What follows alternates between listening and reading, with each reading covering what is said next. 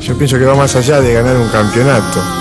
Racing es una pasión barrial enclavada en Avellaneda que se extiende a lo largo de todo el país. Y es el equipo que por primera vez, después de muchísimos años, consiguió salir campeón del mundo sin que antes lo hubiese logrado ninguno y tampoco la selección nacional. A principios de siglo, los jóvenes integraban un equipo de fútbol barrial al que denominaban Barracas del Sur. Las constantes peleas entre los integrantes del equipo llevaron a una rápida división. Algunos se mantuvieron en el club y otros fundaron uno al que llamarían Colorados Unidos del Sur.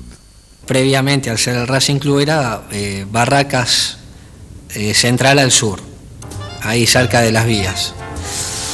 Y con el tiempo vieron la necesidad de que se tenía que hacer un cambio en el nombre, y ahí es donde realmente sale en el año 1903 el Racing Club de Avellaneda. Tras 2 años de enojos, se reunieron bajo los 4 ombúes del sector llamado La Tablada. Así no podemos seguir. 2 clubes chicos no sirven.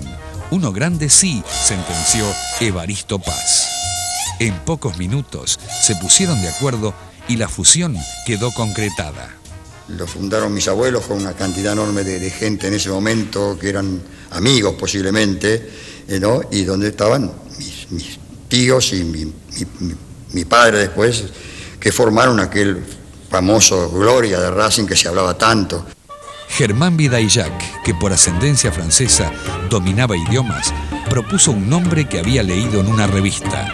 Mi padre propuso en una asamblea, que estaban todos reunidos, levantó una revista con el nombre que a él le gustaba, y entonces parece que estuvieron de acuerdo y ahí quedó el nombre de Racing. Así fue que el 25 de marzo de 1903, el nuevo club tomó vida. Él nació con Racing, o Racing nació con él, no sé. Coincidieron estas cosas de la vida coincidieron en el mes y en el año. Y fue una pasión hasta sus últimos días, ¿no? El 23 de julio de 1904, decidieron darle a Racing Fútbol Club sus propios colores. Con la primera camiseta que aparece Racing jugando en los torneos de AFA, era una camiseta era dividida en 4 cuadrados, celeste y rosa, con la espalda toda celeste. Años más tarde, los directivos adoptaron definitivamente los colores celeste y blanco para sus camisetas. Las calles de Alsina y Colón, en la localidad de Avellaneda, fueron testigo de la primera cancha. Por ese entonces aparece el primer clásico de la historia del fútbol argentino, que es el Racing River justamente. Lo gana Racing jugando en Avellaneda y la posibilidad cierta del ascenso le llega por fin en 1910. Y en ese partido consigue el ascenso. Derrota a Boca 2-1 con goles de Patricio Frers y de Alberto Baco, el que luego sería la principal figura del club en el amateurismo. Un señor Molinelli sacó una fotografía que exhibía en su comercio, en Avellaneda, un tamaño muy grande, donde mi tío había quedado muy fascinado por esa fotografía y le pidió una réplica, una copia. Le dijo que sí, que se la iba a llevar, pero se la reclamó varias veces, pasó el tiempo y nunca le dio. Entonces mi tío dijo: no me van a sacar más una foto. Entonces agarró y en todos los acontecimientos bajaba su cabeza con el catichave blanco para que no le sacaran la foto, porque en toda oportunidad previendo de que podía mandar otra persona a que le sacara la foto. Y entonces esa fue una anécdota de su momento, ¿no? Racing dominó ampliamente la década del 10. Obtuvo 7 títulos consecutivos, causando una verdadera revolución para la época. Y al ganar esos 7 campeonatos consecutivos, el equipo no era una renombrada delantera, no se destacaba por su delantera, sino por su actuación en conjunto. Lo que daba a los periodistas a llamarlo una escuela de jugadores, una academia. El mote resumía la jerarquía y un estilo. Racing era una marca registrada. 1913, 14, 15, 16, 17, 18, 19, 21 y 25 son años que nadie olvidará. En la historia del fútbol argentino normalmente los ciclos duran siempre como máximo 3 años. en el de Racing duró 7, pero conservando aún parte de sus mismos jugadores, los que le llevaron las grandes campañas, repite. En el 21 pierde 2 partidos nada más y en el 25 sale invicto nuevamente. Croce, Oaco, Olazar, Zabaleta, Hospital y Castañola eran los jugadores que más se destacaban por esos años. Se hablaba de que posiblemente había sido el jugador fuera de serie de esa época, que cubrió los 11 puestos de su equipo, ¿no? Por algo le llamaban el gran capitán. Pedro Ochoa, figura de esos equipos, formaba una dupla ofensiva contundente con Natalio Perinetti. Que le decían la parejita más famosa, ¿no? Que era una dupla que siempre se asociaba. Nombrabas a uno e instantáneamente a la mente viene el otro, ¿no? Pedro Ochoa tenía un hincha famoso tanto de Racing como de él, Carlos Gardel. Y yo tenía 6 años. Entonces había venido un funeral tan grande, que yo me impresionaba. Yo miraba eso y no quería creer que era eso, ¿qué era eso? Y un hombre grande, de pelo ya grande, de pelo blanco, estaba llorando. Y yo le digo a mi mamá, porque mi mamá me llevó a ver eso, pero no me dijo de qué era. Me dijo que era un entierro. Y el hombre decía, me lo llevan a Gardel. Racing se queda sin hincha menos. Y ahí me hice hincha de Racing. Yo siempre digo que Racing es como el tango. Racing es Gardel. Racing es el país mismo. Yo creo que eso no se paga con nada del mundo. Por eso Racing será siempre grande. Tras la consagración de 1925, los albicelestes tuvieron que esperar 24 años para la obtención de un nuevo título. Es una cosa que no sé por qué suceden estas cosas. Ha conformado buenos equipos, pero nunca alcanzó lo que se desea tanto la hinchada como los directivos. Los primeros años en el profesionalismo son para olvidar. Algún que otro tercer puesto en la tabla le permitían a Racing ilusionarse alguna vez con un campeonato. El equipo nunca fue subcampeón y en más de una oportunidad finalizó en la mitad de la tabla. Cuando era pequeño iba a ver a River y cuando perdía de River 2 o 3 partidos yo le decía, papá, ¿por qué rompen los carnés la gente? Delante mío rompían los carnés y los tiraban. En Racing pienso que no ocurre esto. Aún en la desgracia, con la vicisitud que está pasando ahora, ese trauma económico que tiene, los jugadores se están poniendo el alma, la vida y el corazón en la cancha. Dirigentes, cuerpo técnico y jugadores apostaron todo al campeonato en 1948 y otra vez se quedaron en la puerta. Yo jugaba en tercera. Y ese campeonato del 48 llevaban 6 puntos adelante. Y perdimos por 1 punto nosotros con la tercera. Una huelga de jugadores diezmó el plantel y la AFA hizo continuar el torneo con jugadores amateurs. Los resultados no se dieron e Independiente fue el campeón.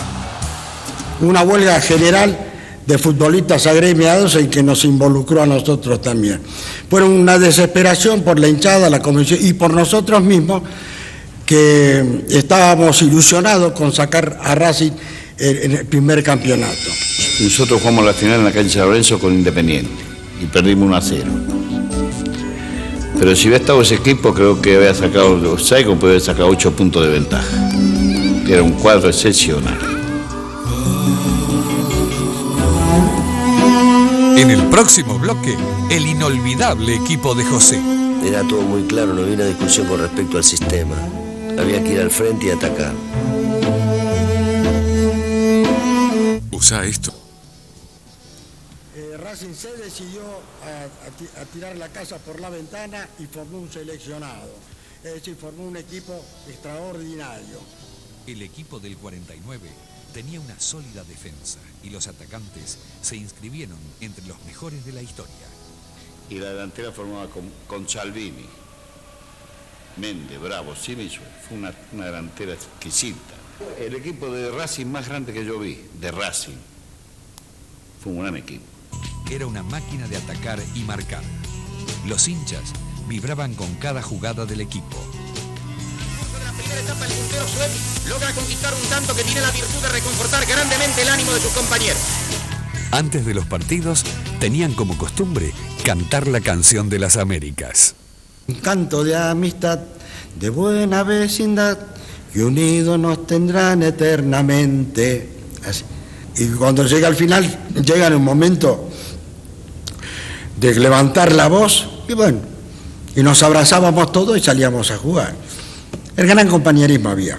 Rodríguez, Higinio García y García Pérez, Fonda, Rastelli y Gutiérrez, Salvini, Méndez, Bravo, Simes y Sued integraban la formación ideal en ese campeonato.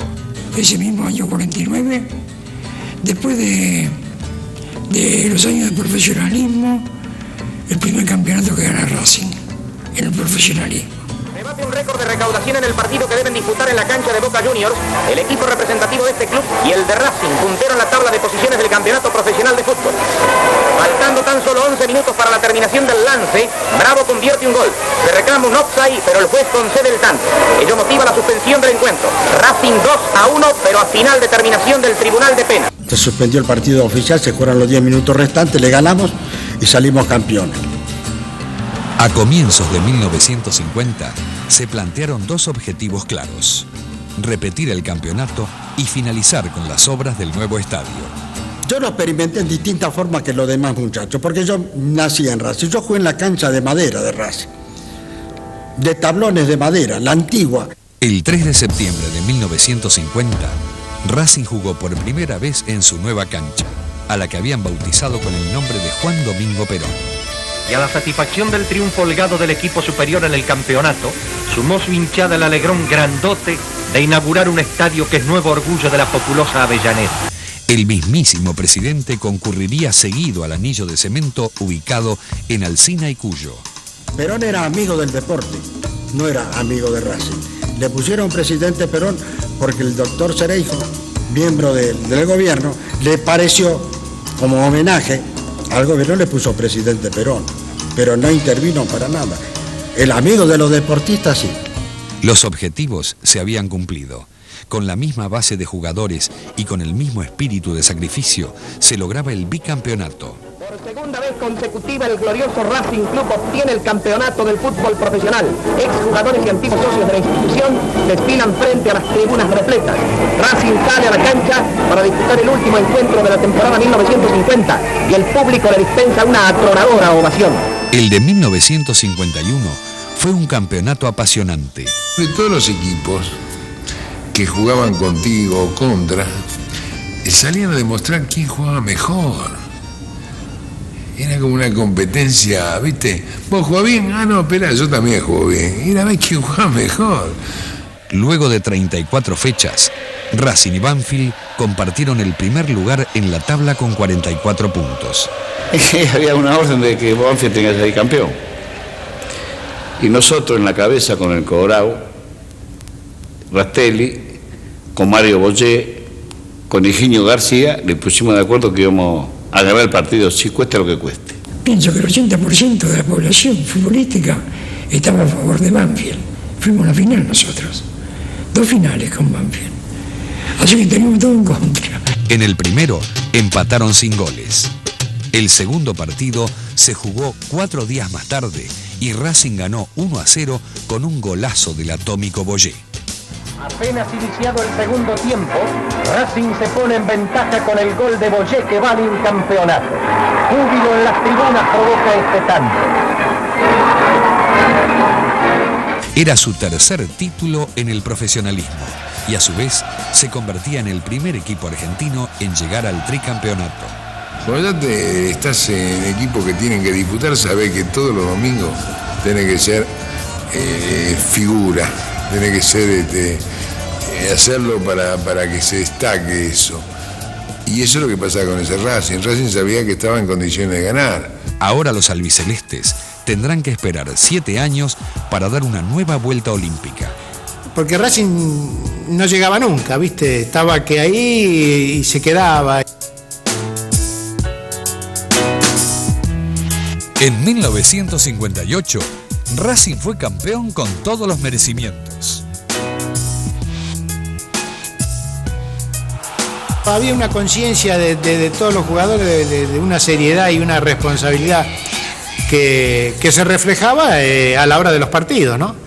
Y fue creciendo y bueno, llegó un momento que ya se dio para que fuéramos campeones, ¿no?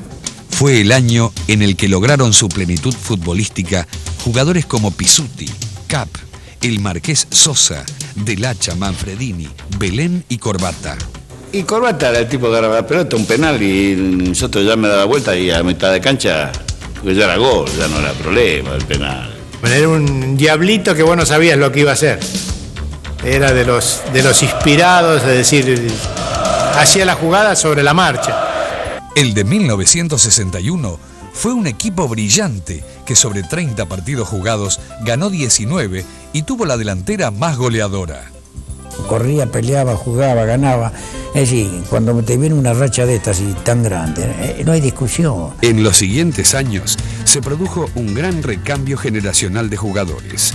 Los nombres de Basile, Cejas, Díaz, Perfumo y Cárdenas comenzaban a familiarizarse con la gente jornada tras jornada. Entrar a la cancha de Racing solo fue la emoción. El primer día que la pisé yo tenía 17 años ya y fui a hacer fútbol con la primera, con los Pizzuti, Corbata, con los monstruos de ese tiempo, Rubén Sosa, Belén, era media selección argentina.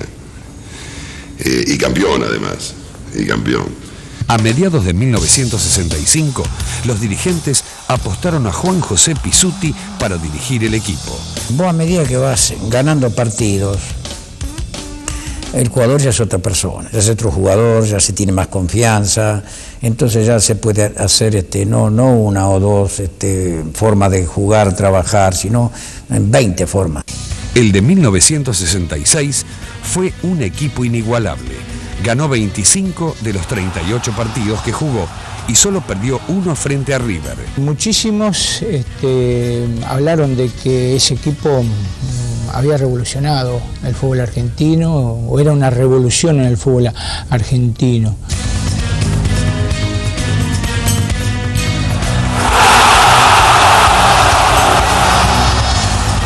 Y ese equipo era de una gran personalidad que se fue formando por un montón de chicos que éramos nosotros en esa época también, buenos jugadores, pero de gran personalidad.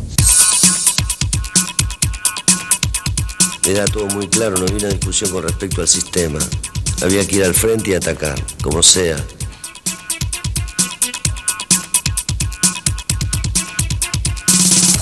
Y llevar 5 o 6 puntos de ventaja y jugar contra Argentinos Juniors, me parece que era Argentinos, y ganábamos 3-0 y en el primer tiempo. Vamos al entretiempo 3-0.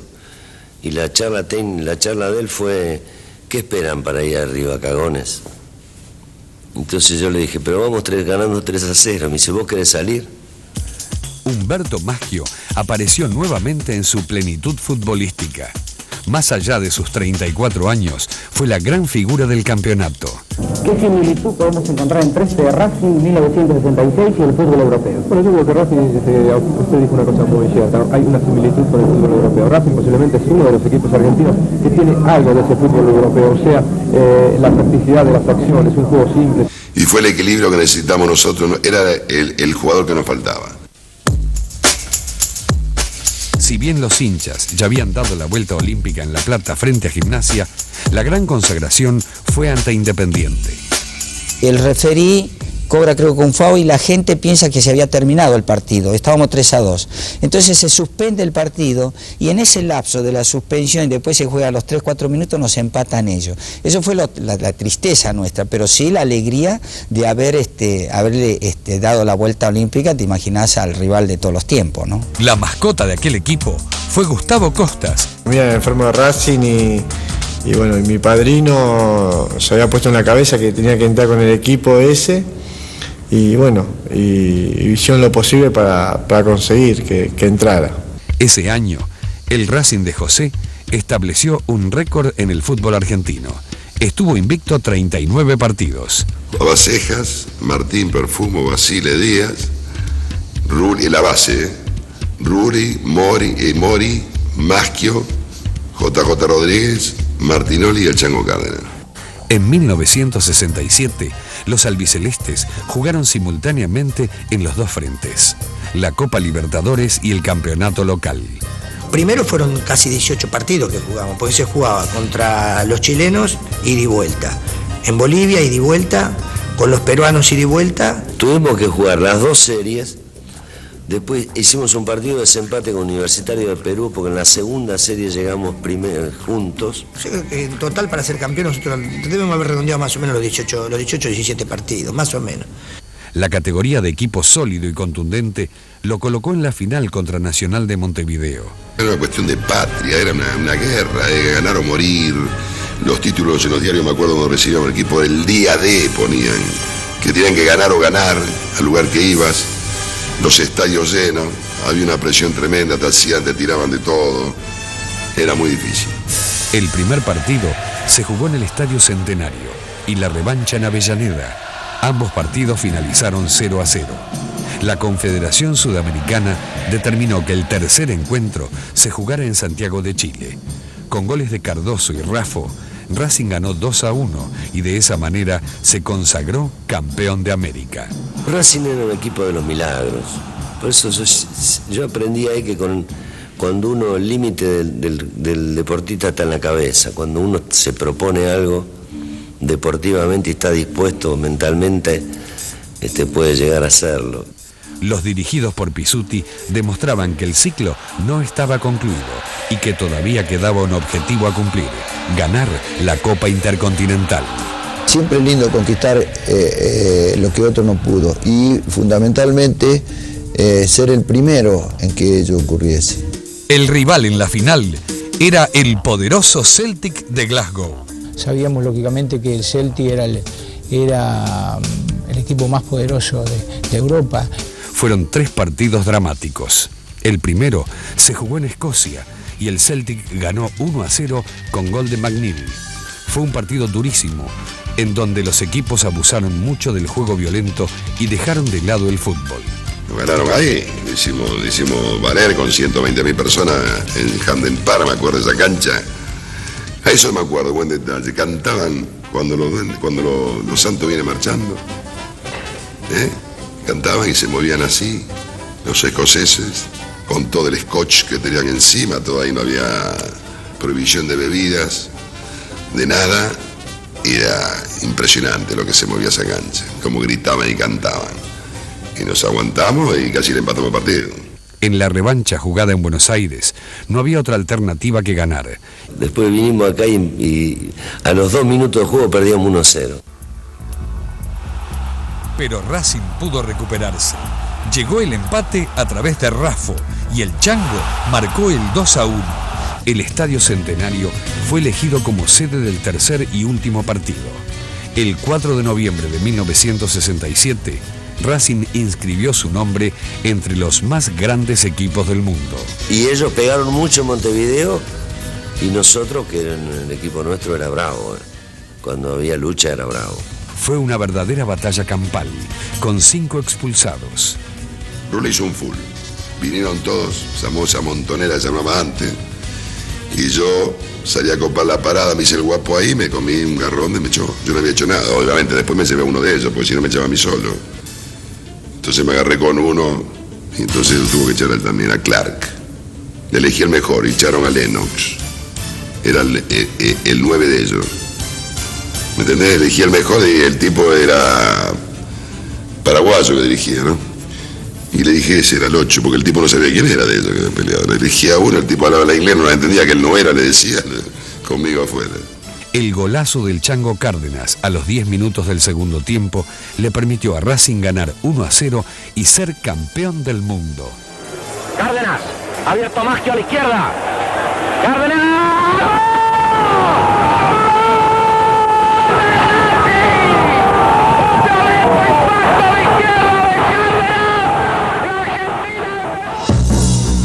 Yo siempre digo que cuando alguien logra por primera vez un título, ya queda para el recuerdo, para siempre. Racing campeón del mundo, Racing de la Argentina, el primer título mundial en fútbol. Esto ya es inenarrable.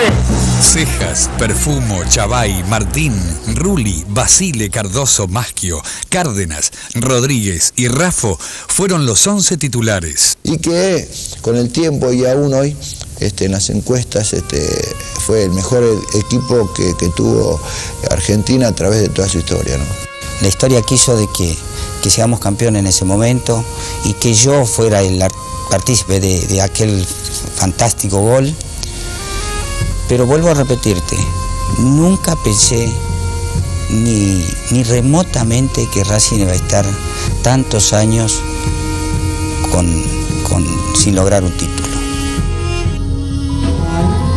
En el próximo bloque, otra vez hace historia. Obtiene la primer Supercopa. Ese equipo fue el último, se destrozó. El último gran equipo que tuvo Racing.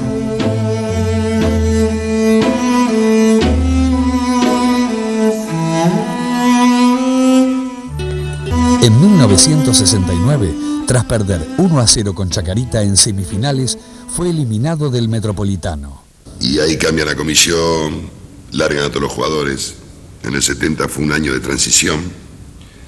Y en el 71 vendieron a Perfumo, Basile, Ceja, quedó libre Rulli. Bueno, y teníamos 26 años.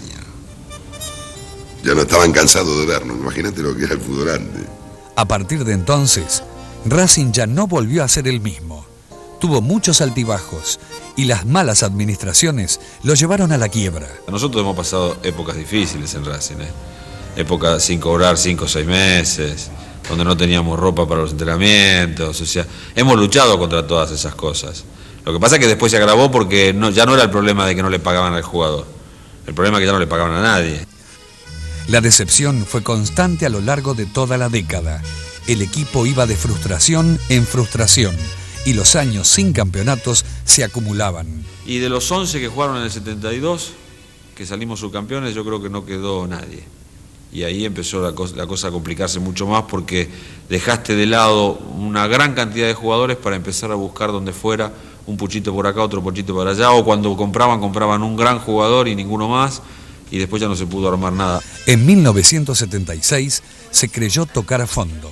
Bueno, yo recuerdo en esa época bajé como 7 u 8 kilos, simplemente por la situación nerviosa que iba teniendo domingo a domingo, que iba viendo que la cosa se iba empeorando y fue algo horrible. Yo digo que fue más difícil para mí jugar en esa época que cuando jugábamos por las Copas del Mundo para salir campeón. En el Metropolitano, el equipo finalizó 3 puestos por encima de Temperley. Debió jugar un torneo reducido, donde aseguró su permanencia en primera. Es una situación angustiante para el jugador y de mucha carga, que hay que tener mucha virilidad para entrar a una cancha a soportar eso.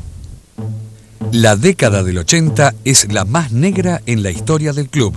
O mejor dicho, el Metropolitano de 1983 es el certamen que los hinchas quieren olvidar rápidamente. Racing no desciende por ese año, desciende por una suma de malas campañas. Y bueno, en el 83 desciende, y ya te digo, no es un hecho fortuito. Y quien fuera el primer campeón intercontinental en la historia del fútbol argentino, descendía. Con Racing en la B fue todo un montón de cosas que me pasó, que yo digo que fueron los momentos más duros de mi vida como jugador. Fueron 2 años de sufrimiento constante, de no saber qué hacer para lograr el ascenso. Para mí, por ejemplo, que yo nací ahí prácticamente, era un hecho muy lastimante, ¿no? Yo estuve 84, 85 y 85 trabajando como técnico y uno queriendo ganar de cualquier manera y subir inmediatamente, porque era, es decir, aunque no lo demostraba uno, era un hecho que lastimaba profundamente a quien había estado o a cualquier hincha de Racing, ¿no? La primera temporada en la segunda división se convirtió en una nueva frustración para la academia. Un hecho degradante, ¿no? Que una institución como Racing pudiese estar en la división B. Solo fue animado por la gente que también siguió yendo a todos los sábados, que llenaba los estadios y que le daba calor al nombre de Racing. Para la segunda temporada en el ascenso, Racing incorporó a Walter Fernández y a Miguel Colombati. Y claro, cuando no se te daba un resultado o no podías ganar con el transcurso de los minutos a medida que pasaba el partido, se ejercía una presión, pero que era entendible. Querían subir, querían estar en el lugar que les correspondía. La llegada de Alfio Basile le dio al club seguridad en lo futbolístico, aunque en lo económico la situación era cada vez peor. Lo concentraba todo en Ezeiza. Bueno, aquí hay que ganar todo el día adentro y ganamos el campeonato. Ese era una liguilla, ¿no? Ese era sí o sí. Ese no había forma de no ascender. Era sí o sí. Solo con el apoyo incondicional de los hinchas y gracias al amor propio de los jugadores, el equipo llegó a la final del torneo reducido. Allí lo esperaba Atlanta. Esos dos finales fueron algo hermoso. No tiene precio eso. Yo digo que tenés que estar adentro porque yo te lo cuento y se te pone la piel de gallina. En el primero, Racing ganó 4-0 y el 28 de diciembre de 1985 se volvieron a enfrentar. Es el día de hoy de que, bueno, encontrándose con algún hincha de Racing, siempre recuerda este gol. Quizá por esto que estamos hablando ahora, de que no tuvo tantos logros, entonces todavía se acuerdan de este gol. Y más allá del empate 1-1, la vieja y gloriosa academia regresaba al fútbol grande de los domingos. Creo que fue una emoción impresionante ascender a Racing. Fue impresionante, yo creo que fue la mayor emoción. Con la misma base, Racing conseguiría sus mejores campañas de los últimos tiempos. Creo que fueron 3 o 4 años que en lo deportivo fue bueno, se armaron grandes equipos con grandes jugadores. Y uno de los partidos más memorables que ganó aquel equipo fue el 6-0 a Boca el 20 de septiembre de 1987. Fue el partido más fácil que jugué en mi vida, o sea, de mis 15 años de profesional en primera división, nunca jugué un partido con tantas situaciones de gol, o sea, era un partido para 10, 12-0 o a 1. Carga Medina otra vez a toda velocidad, avanza Racing, va al fondo Medina por adentro, remate, gol, gol, Iglesias, gol. Son cosas que yo digo que no se pagan con nada, ni con el dinero más grande del mundo se puede pagar esa satisfacción que siente uno, por eso es que quiero tanto a Racing, ¿no?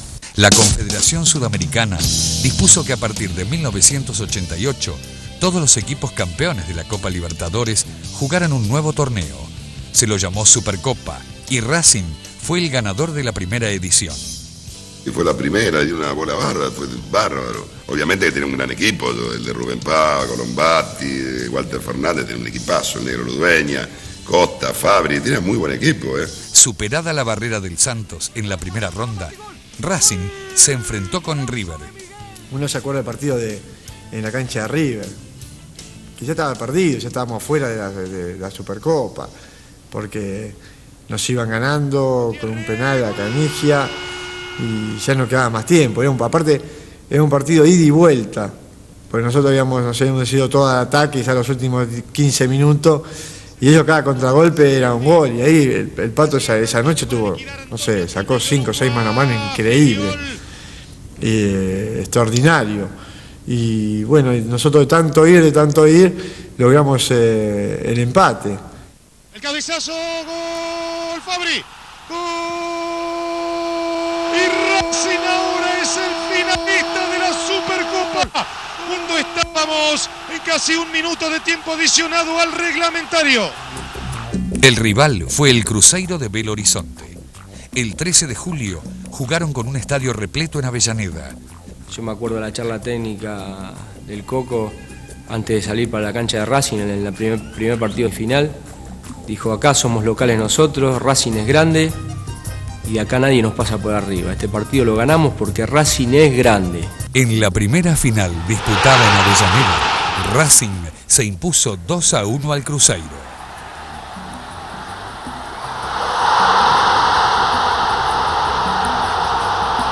Y ya, bueno, vamos con una mayor tranquilidad al Mineirao porque sabíamos que llevábamos un gol arriba. 5 días más tarde se enfrentaron en Brasil. El partido finalizó 1-1 y aquel gol de Catalán le permitió a Racing dar la vuelta olímpica en el Estadio Mineirao.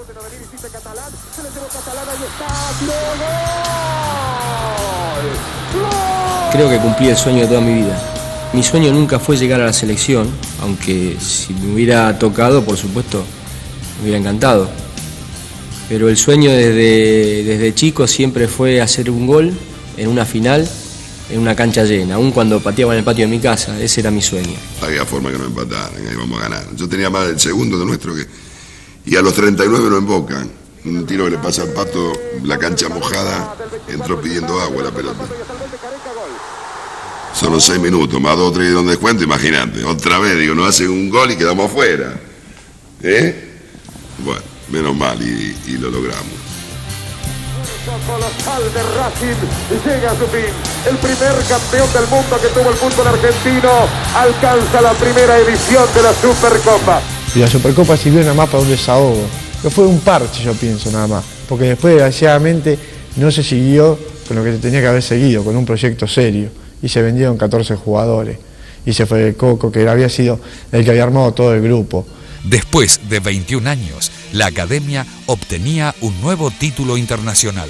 Ese equipo fue el último que se destrozó, el último gran equipo que tuvo Racing. En el próximo bloque, Racing se vuelve a coronar campeón.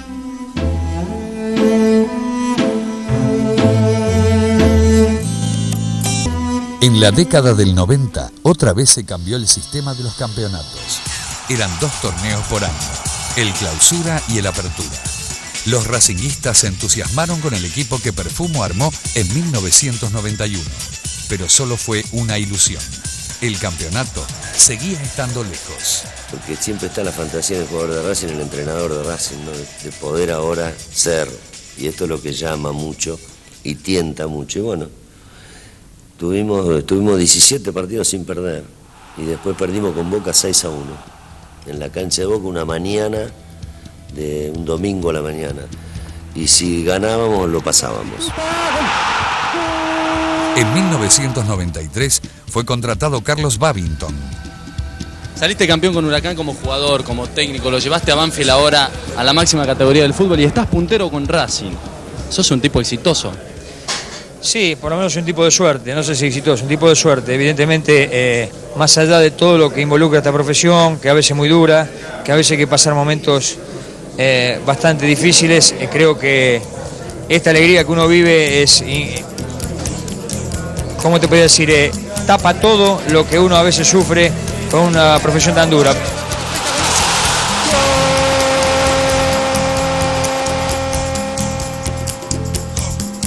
En el Apertura de ese año, Racing compartió el segundo lugar con Vélez a un solo punto de River.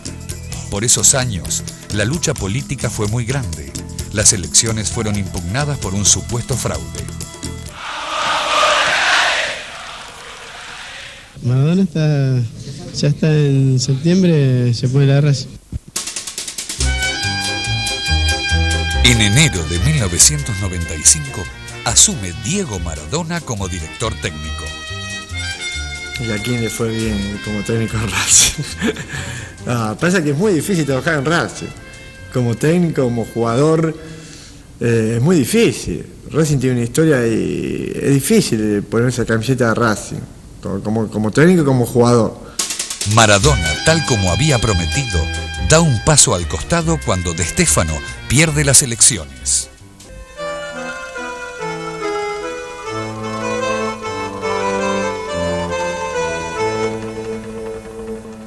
En la época que se retira Maradona como técnico de Racing, empecé a escribirle poemas, porque yo amo a Racing. A vos, sí, a vos, hincha de Racing, portador de sentimientos, hay que hacerte un monumento del que sos merecedor. Si como vos hay uno solo, amigo fiel y seguidor. Osvaldo Otero se impone en un nuevo escrutinio y se convierte de esa manera en el nuevo presidente de Racing. No pensé que la gente de Racing podía darle la espalda a De Stéfano y después a mí, ¿no?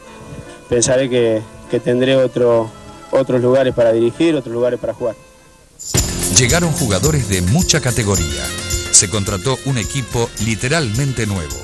Un montón de jugadores que en ese momento prometían, nos había formado un equipo realmente competitivo. En el Apertura de 1995, el equipo dirigido por Miguel Brindisi peleó hasta el final el campeonato con Vélez. No se pudo, pero se cierra un buen año. Lamentablemente con un resultado negativo, pero se cierra un buen año, y el año que viene, bueno, desde el primer momento a tratar de mantener la línea que tuvimos en los últimos partidos y hasta la expulsión de Pablo. Los años fueron pasando y los campeonatos también. Lo único que no se perdió fue el amor y la lealtad de la gente. Y es un sentimiento grande. Yo pienso que va más allá de ganar un campeonato. Y esto no es como excusa, pero yo lo veo muy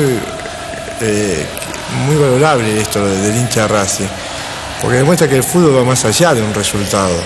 En 1997, Daniel Lalín asumió tras ganar las elecciones. Racing debía $48 millones. Yo no soy ningún inocente, tampoco soy ningún hijo de puta. Soy un hincha de Racing, soy la media del hincha de Racing y quiero sacar a Racing campeón. A comienzos de 1998, la gente de Racing organizó una procesión para cortar la marca de 32 años sin títulos locales.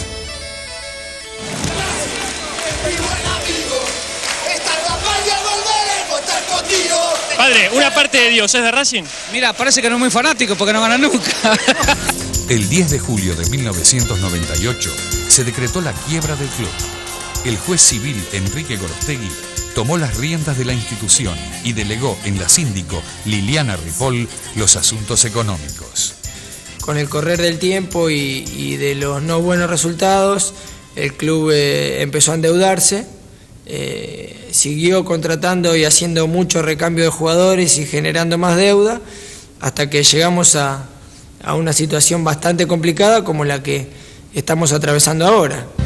Según los papeles, el saldo negativo era de $66.500.000, repartidos entre 155 acreedores.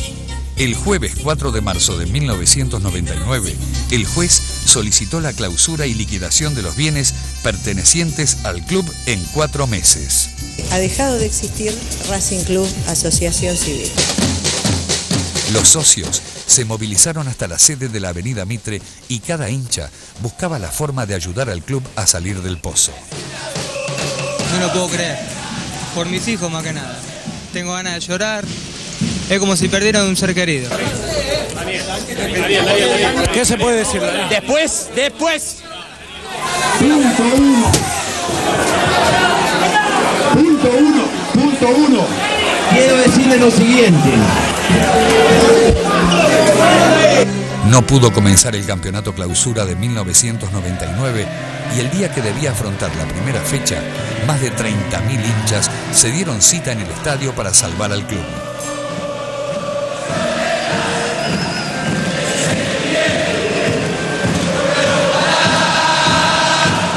El que no es de Racing, el que no pasó por Racing, realmente no siente a Racing como un sentimiento, pero realmente es eso. Y con el sentimiento de Racing no se juega.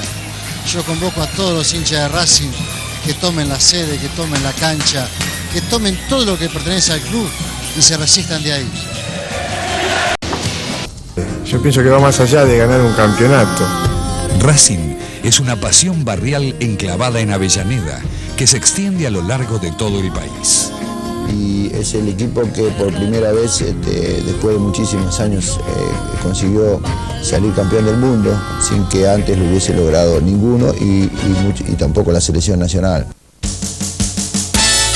A principios de siglo, los jóvenes integraban un equipo de fútbol barrial al que denominaban Barracas del Sur. Las constantes peleas entre los integrantes del equipo llevaron a una rápida división. Algunos se mantuvieron en el club y otros fundaron uno al que llamarían Colorados Unidos del Sur. Previamente, al ser el Racing Club, era Barracas Central al Sur, ahí cerca de las vías. Y con el tiempo vieron la necesidad de que se tenía que hacer un cambio en el nombre, y ahí es donde realmente sale en el año 1903 el Racing Club de Avellaneda.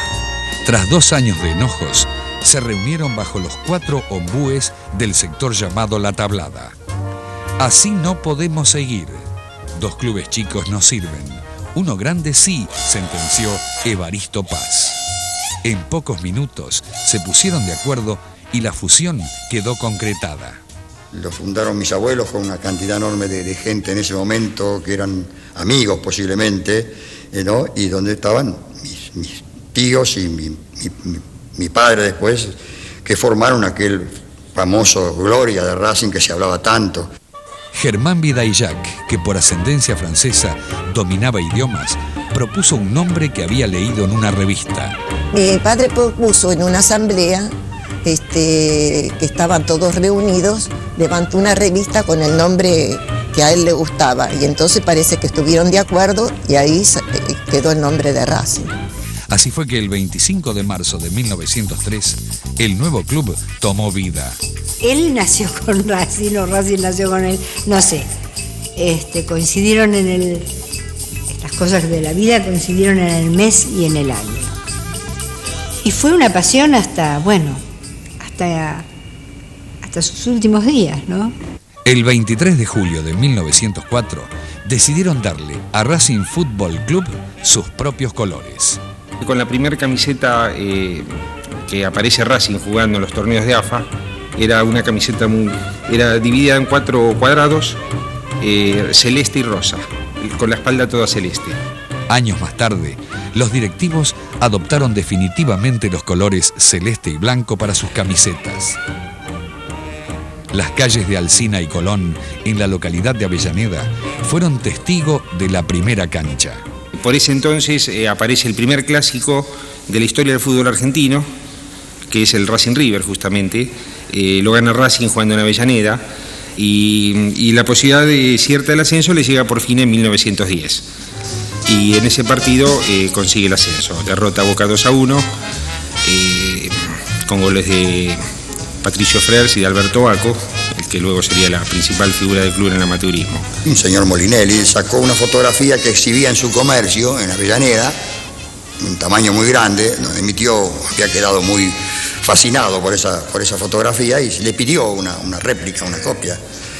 Le dijo que sí, que se la iba a llevar, pero se la reclamó varias veces, pasó el tiempo y nunca le dio. Entonces mi tío dijo: no me van a sacar más una foto. Entonces agarró y en todos los acontecimientos bajaba su cabeza con el catichave blanco para que no le sacaran la foto, porque en toda oportunidad previendo de que podía mandar otra persona a que le sacara la foto. Y entonces esa fue una anécdota de su momento, ¿no?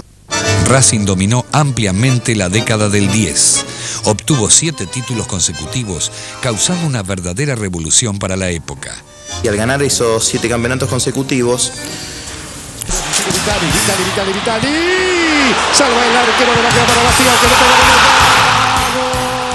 El inolvidable empate de Bedoya a River lo dejó a un paso del título. Sin embargo, la igualdad en 0 ante Banfield aumentó la incertidumbre en el final.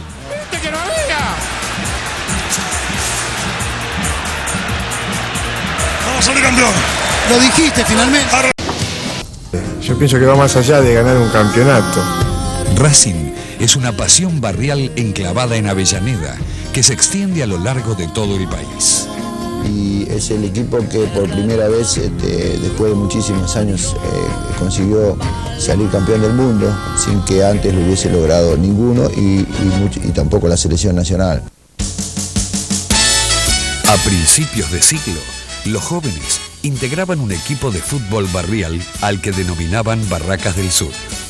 Las constantes peleas entre los integrantes del equipo llevaron a una rápida división. Algunos se mantuvieron en el club y otros fundaron uno al que llamarían Colorados Unidos del Sur.